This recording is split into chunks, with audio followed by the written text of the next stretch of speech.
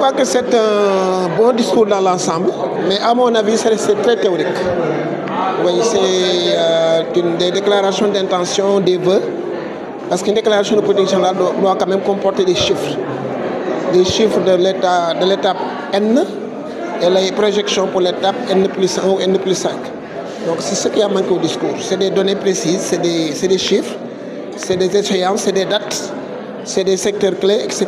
Donc moi je crois que c'est ça qui manque à ce discours-là. Malheureusement, le temps qui nous est imparti est très court. On n'a pas pu décortiquer tout cela. On a été obligé de dire les doléances de nos territoires. Mais je crois que si on nous avait donné assez de temps, on pourrait quand même renforcer ceux qui ont abondé dans ce sens-là. Effectivement, je crois que c'est un bon discours dans l'ensemble, du point de vue de l'intention et de la vision.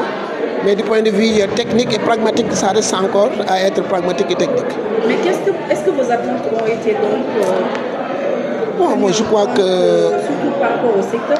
Oui, moi je crois que de manière générale, ils ont parlé de l'aménagement du territoire, des pôles territoires, de leur perspective en termes de politique territoriale, de l'action publique territoriale.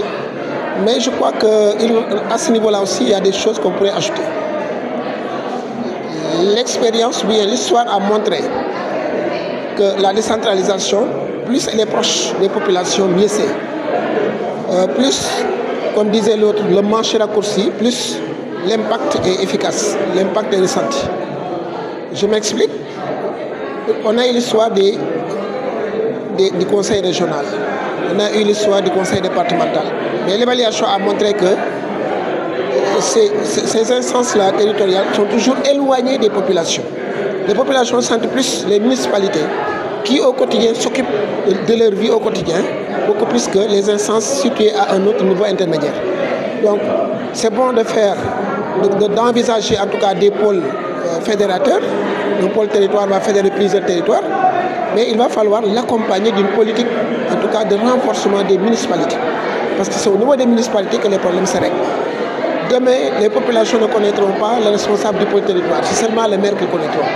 Demain, ils ne vont pas demander des comptes aux gestionnaires du pôle territoire, mais c'est seulement à ce maire-là qui est proche d'eux, qui se réveille chaque jour avec eux, qu'ils demanderont des comptes. Donc il va falloir, c'est bon de fédérer, c'est bon d'avoir une structure intermédiaire entre le gouvernement et les territoires, mais c'est encore mieux de l'associer à un renforcement des municipalités, à un renforcement des communes.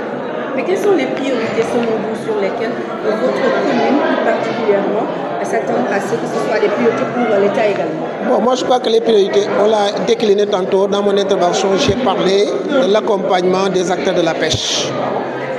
Le Sénégal exploite du pétrole et du gaz, et l'essentiel des exploitations se trouve dans la mer. La mer, c'est le lieu d'activité des pêcheurs, des mareyeurs, des femmes transformatrices. On ne peut pas tirer autant de ressources de leur environnement de travail sans pour autant qu'il y ait en tout cas des projets qui puissent en tout cas impacter leur vécu.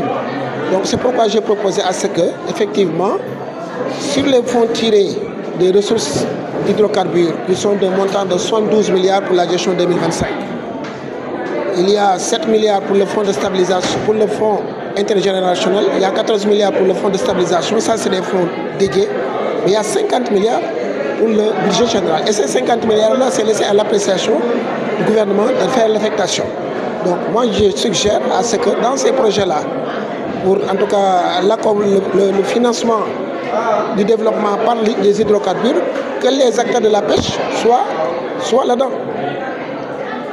Demain, on ne sait pas 20 ans d'exploitation du pétrole, quel effet ça va faire sur la mer.